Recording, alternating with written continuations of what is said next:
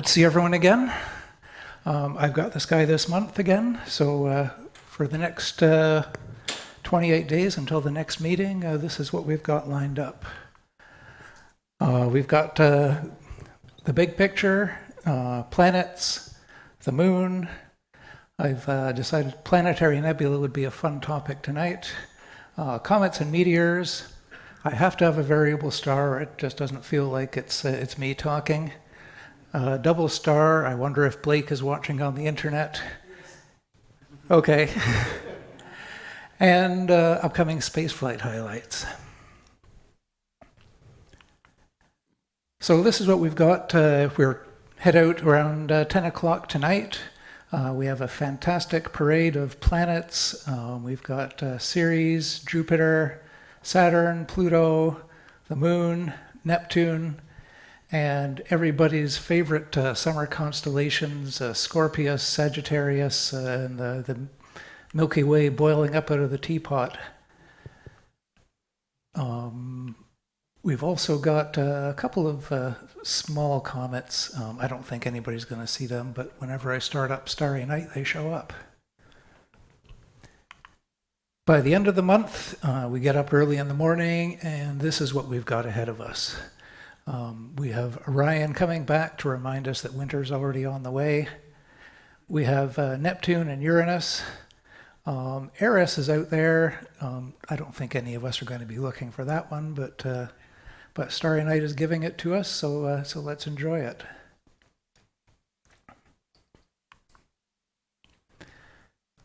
We're past the summer solstice, so the nights are getting longer again. 9:40 tonight will be the end of astronomical twilight, and the good observing time starts. It starts again at 4:30.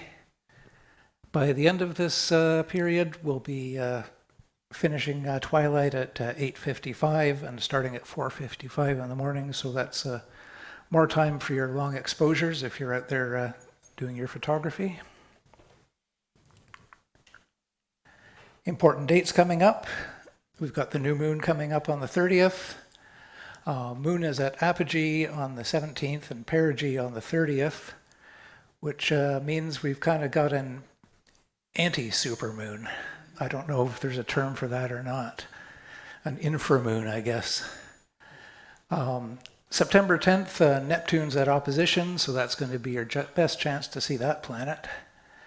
On September 8th, we have a close moon and Saturn pass.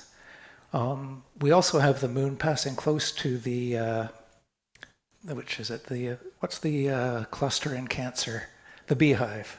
Yes, and I didn't put that down because it happens pretty much every month, but it's out there if you've got a desire to get some cool-looking pictures. It's listed in your observer's handbook, so if it isn't here, you'll know you can find it.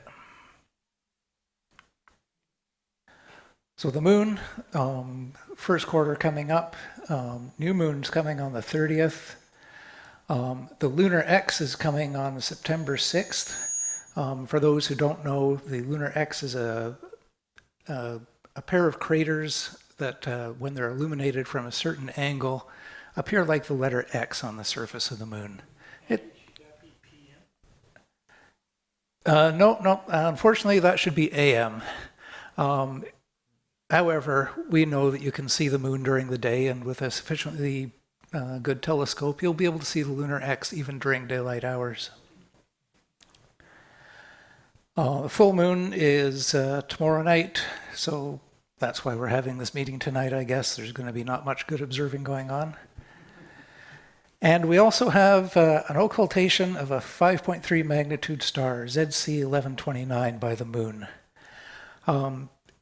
It's not really an interesting thing, but I mention it because if you dig into your observer's handbook, there's an entire section on things being occulted by the moon. This may not be the best one we're going to get all year, but I wanted to draw your attention to it so you can dig into your handbook and find more and better examples of these.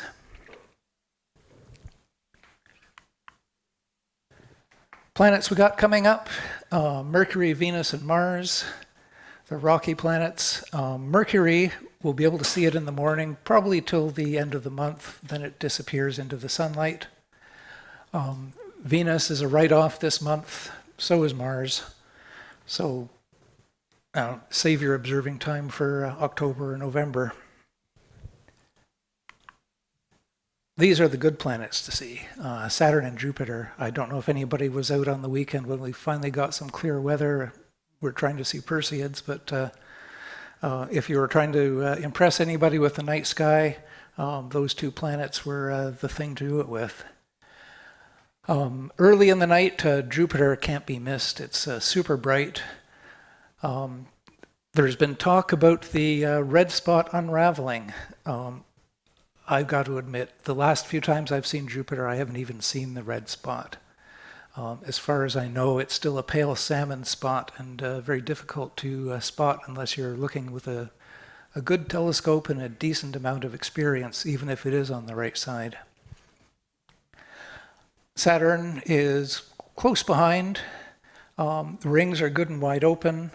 It's not as obvious in the sky as Jupiter is. It's not as insanely bright. Unfortunately, both of them are at low declinations, so there's going to be a lot of atmosphere getting in the way between you and your observing. We've also discovered recently that the rings on Saturn are a temporary feature. They're estimated to have a lifespan of a mere 100 million years and they'll be gone. So get out there and see them while you can.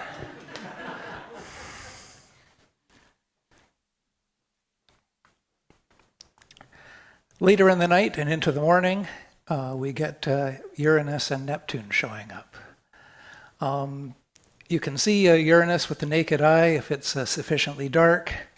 Neptune, not so much. You can probably see it with binoculars if you know where you're looking and have a decent map. Neither of them are really big enough to see any detail or anything interesting on them. But if you're looking for something interesting, the moons of either of them make good challenge objects. Triton on orbiting Neptune is probably the easiest. I think it's something like 14th magnitude. So a moderate-sized telescope should pick that up. I haven't had any luck finding any moons of Uranus, but I haven't put a sufficiently large telescope to work there. As usual, if you're looking for dim objects in the night sky, having a camera or a CCD of some type will show up a lot of stuff that you're never going to see with the eye.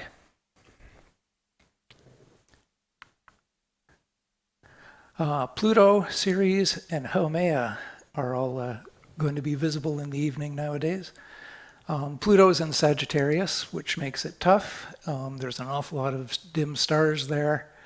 I don't think you can really claim to see it unless you are carefully observing that location and recording all the 13th and 14th magnitude stars around there. I think it's going to require photography to really nail that one down. Ceres is leading Jupiter in Ophiuchus. It's not quite naked eye brightness, but it should be visible with parabinoculars. If you're very lucky and have a good telescope and nothing in the way of turbulence in the sky, you may even be able to see a disk. I know I've seen disks of Jupiter's moons at about the same size, but in that case, it depends on it being close to Jupiter, so you actually get a bit of perspective as it crosses the limb of Jupiter. Ceres, I guess even if you did see a disk, it would be hard to tell, but it'd be worth trying. Haumea is in Bootes. 17th magnitude, I think, is well beyond anybody's telescope here for visual observing, but it would be an interesting project to try with a sufficiently large telescope and a camera. 17th magnitude should be in reach of the telescope up at the CAO. If you took a picture, say now, and went back in the spring and took another picture, that would probably be long enough to show some motion.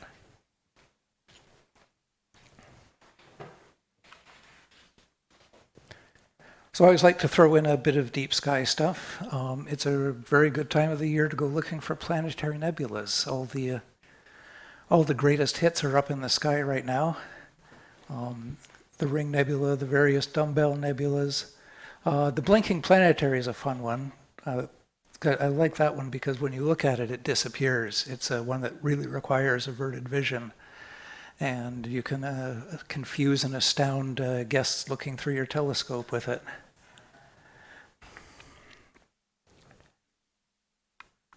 M27 is a particular favorite of mine. It's large and bright. It's actually very good for viewing in the city because it's very well suited to filtering out the wavelengths you don't want.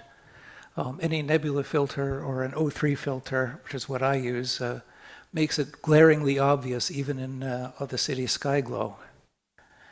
For a challenge, once you've seen M27, knocked it off your Messier list, finding the central star is always fun. Finding the central star of any planetary nebula is an interesting project. The blinking planetary is kind of a gimme, but finding the central star for the Ring Nebula is it's a challenging object, and I actually haven't managed it yet, but I'm working on it. And there we go. There's M27. That's what it looks like in a photo, anyway.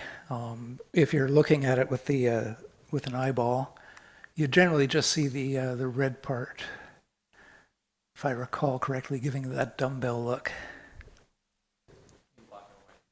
In black and white. Well, unless you have really big eyes. So comets and meteors coming up. There's still a few Perseid stragglers out there. They'll probably be out there for the rest of the week. We've got the southern Taurids coming up. It's in many ways a pretty lame shower. I think they predict between 5 and 10 an hour, which isn't very many, but they do have a high proportion of fireballs. So it's probably worth looking there if you're going to be out looking at the sky anyway. I'm not sure I'd make a special trip to see them, but fireballs are always an attraction. Meteor dribbles, the Aurigids and the September Epsilon Perseids, these guys are 2 or 3 meteors an hour. Once again, I wouldn't bother looking for them, but if you see a meteor during that time period, trace it back, see if it's one of those, just out of a sense of curiosity. So we do have some comets. Pan-STARRS, 9th magnitude in Taurus, and it's getting brighter. Africano, 10.5 in Camelopardalis, also getting brighter. The other ones, not quite so impressive. 11.5 in Ophiuchus, 11.5 in Pisces, and 12th in Aries. And I believe those ones are fading away. But if you're a comet completist and want to see all the ones possible, now is the time to catch them.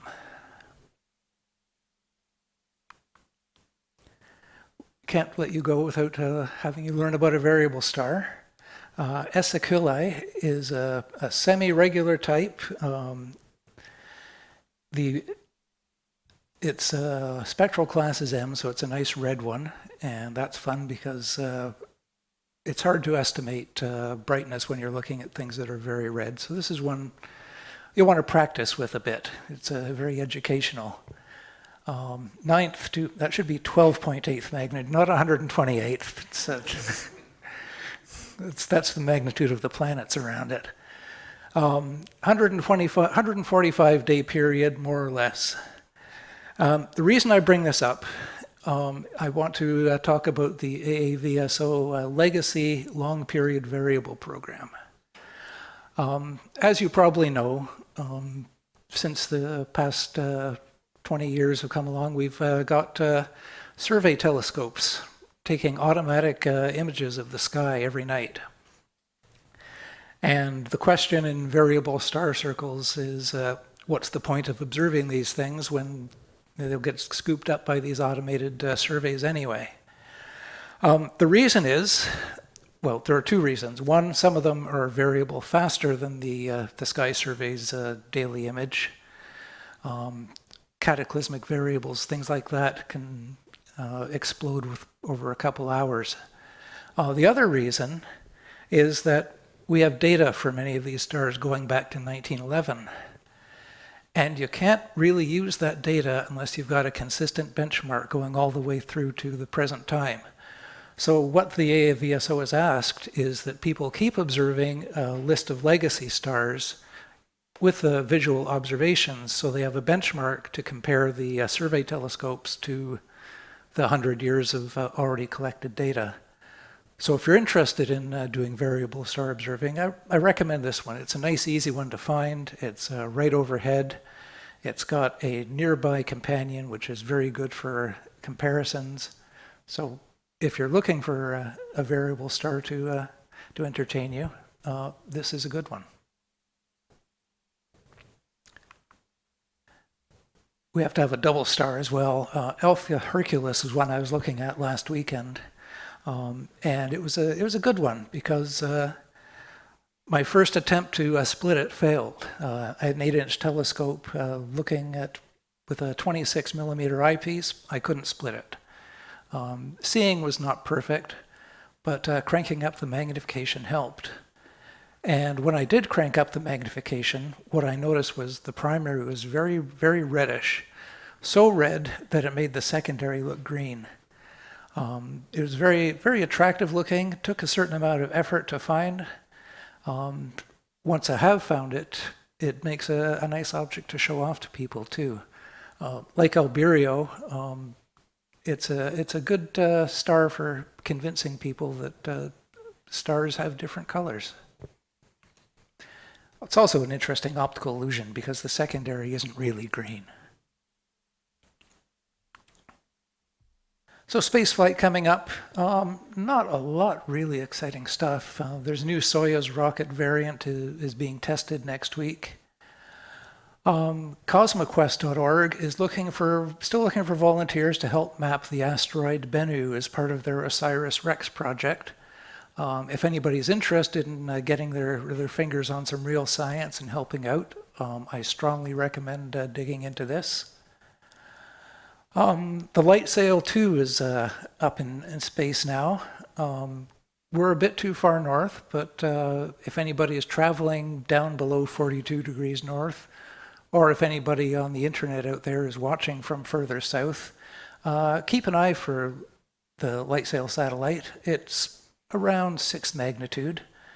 It's visible on a good night or with a pair of binoculars.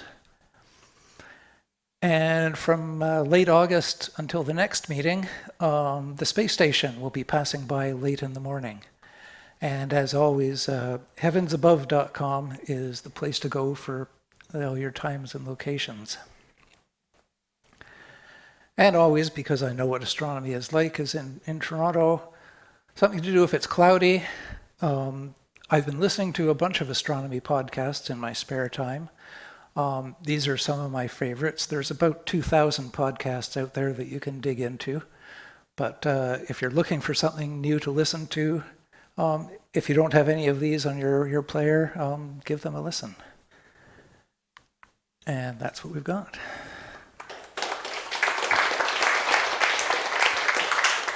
And are there any questions? Yeah. Sorry, that double star, the separation of 4.6, shouldn't you be able to see that easily in 8-inch? Was it the skies maybe, or the colors, the red and the green? I couldn't. So faint. And I'm going to either blame the separation or I'm going to blame the fact that the seeing was not outstanding that night. Either way, if the seeing isn't outstanding, as it often isn't, then it is a bit of a challenge. I couldn't tell you how it works on a perfectly still night. What was the magnitude difference between the two stars? 2 stars, I think, were something around 3 and 5. Okay, that's not bad. So when you've got a telescope on it, you could definitely see the second star there. Tom. With respect to the brightest comet you mentioned, there's a little bit of discrepancy going on the internet about how bright T2 Pan-STARRS is at the moment.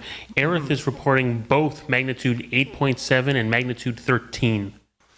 Okay. So I'm not really sure what's going on, but I was hoping I'd take a chance to see it when I was up at the CAO last week, but unfortunately I didn't get a chance to. So there's a little bit of weirdness going on with the reporting brightness of this comet. We're probably dealing with a discrepancy between predicted and reported brightness. If I'm going to have to guess, I'm going to say the reported brightness is lower than the predicted brightness because that's how comets work. Anyone else? Yeah. Is Africano brightening? According to the internet, yes. Once again, predicted and observed may be two different things. Okay. All right. Thank you very much. Andy.